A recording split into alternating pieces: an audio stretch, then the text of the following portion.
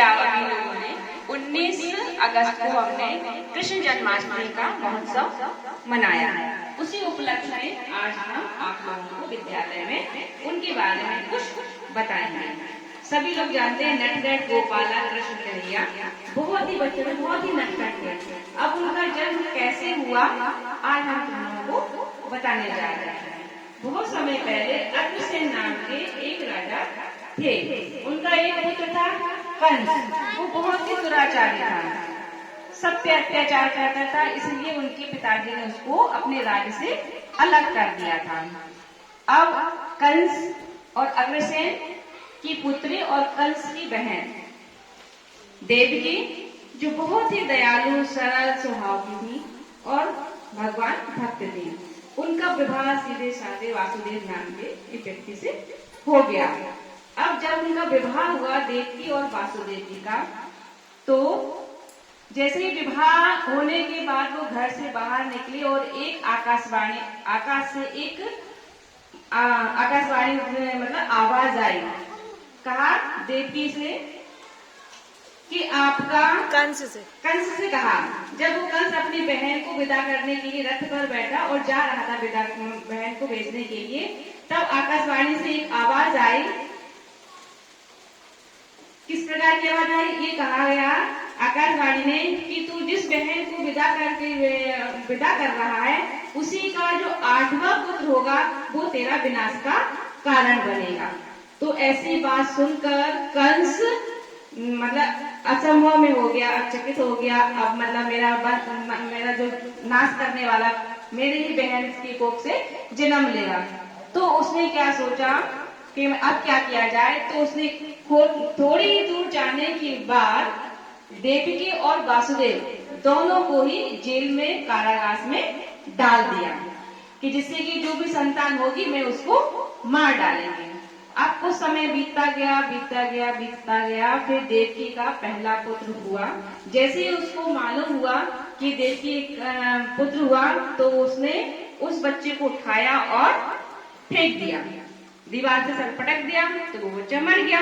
ऐसे ही करते मतलब 8वां वो हुआ कि जब देवकी माँ वो 8वें बच्चे को जन्म देने वाली थी, तो उसको पहले जब उनका जन्म होने वाला था कृष्ण जी का, तो उस दिन बहुत ही बारिश हो रही थी, बहुत ही बादल घिरे हुए थे, काले काले बारिश होने लगी थी। और भद्र मास का अष्टमी का दिन था। किसका था? भद्र मास की अष्टमी का दिन था, जिस दिन कन्हैया का आधी रात के 12 बजे उनका जन्म हुआ।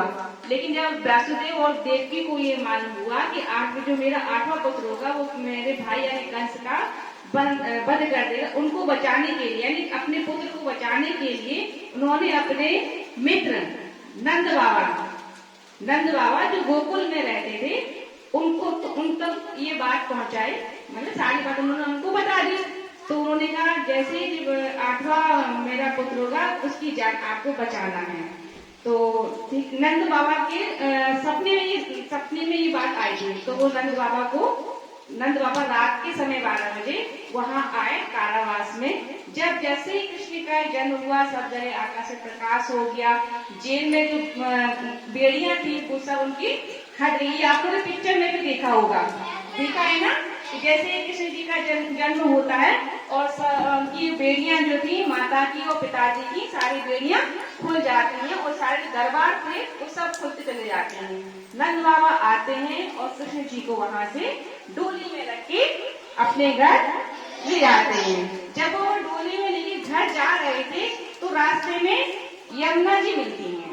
यमुना जी को पार करके फिर गोकुल मतलब गाँव है वहाँ। तो जब वो जा रहे थे डोली में रख के, तो ये यमुना जी हैं, उनके चरण छूने के लिए इतनी उफान पे थी कि मतलब उनको पूरा डुबो लिया था। नंद बाबा डूब गए, उनके पैर छूटे कृष्ण जी को और वो अपने स्थान पर जैसे बहती है वो वैसे बहने लगी और गोकुल में वो चले गए। वहीं पर कृष्ण जी का पालन पोषण हुआ। यशोदा मैया ने उनका पालन पोषण किया। लेकिन वास्तविक जो उनकी माँ है वो है देवकी और वासुदेव उनके पिताजी हैं। और नंद बाबा वो यशोदा मैया ने उनको पाला था। जो जन्म देने से जो पालने वाला होता है वो सबसे बड़ा होता है। वहीं पर पले बड़े, खेले कूदे, अटखेलियां करी उन्होंने बहुत, गोपियों के साथ भी खेले, है ना। आप लोग देखते ना कितने नटखट हैं, माखन भी खाते थे, माखन भी चुराते थे, देखा ना। हाँ, फिर ऐसे ही ऐसे कहते वो बड़े हो गए। जब उनको मालूम हुआ कि अब हमारा खेल खेलना सब खत्म और हमें जिस काम के लिए हम इस धरती पर आए हैं वो काम हमको करना है। वो काम था बुराई को इस धरती से मिटाना। क्या काम था उनका, कृष्ण का? बुराई से इस धरती पर मिटाना है। यानी जो कंस मामा थे, उनके जो मामा थे बहुत अत्याचार करते थे ना, तो उस चीज को उनको मिटाने के लिए सतीपन का जन्म हुआ था। और जब वो बड़े हुए तो फिर कहाँ गए वो? मथुरा गए। कहाँ पर गए वो लोग? मथुरा गए। वहां पर मल्ल युद्ध हुआ। मल्ल युद्ध में वहां पर कृष्ण जी भी गए।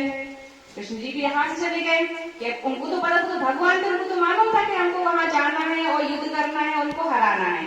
वो पहले से उनको मालूम था। वो गए वहां पर, खूब युद्ध हुआ। मल्लयुद्ध जानते हो ना, कुश्ती। मल्लयुद्ध को बोलते हैं कुश्ती, है ना। कुश्ती हुई। अब कुश्ती में ही उन्होंने, कृष्ण जी ने अपने मामा को परास्त कर दिया और उनको मार डाला। और जब वो मर गए तो क्या हुआ? जो राज्य था वो उनके नाना को फिर से मिल गया। उनके नाना का नाम था अग्रसेन। क्या नाम था? हाँ, फिर उनको कोई राजपाट मिल गया। इस तरह से कृष्ण ने अपने जन्म लेके और बुराई को, कंस नाम की जो बुराई थी उसको दूर कर दिया। ठीक है।